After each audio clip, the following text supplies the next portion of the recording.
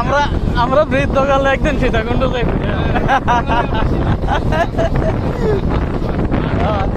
এটি সব ঘুরাম আমরা একবারে গ্রুপ আছে না আমার কাছে মেসেঞ্জার গ্রুপ আছে একবারে গ্রুপে মেসেজ দাম করে তোরা কই আছে তোরা আরামিরা সব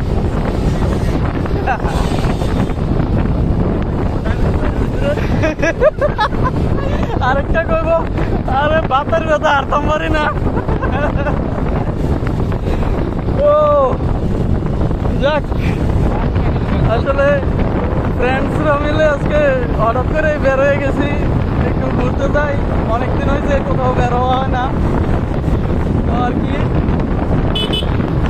আজকে হঠাৎ করে জোয়ার বললো যাই একদিকে যাইয়া দেখি কিছু খাওয়া দাওয়া করা যায় কিনা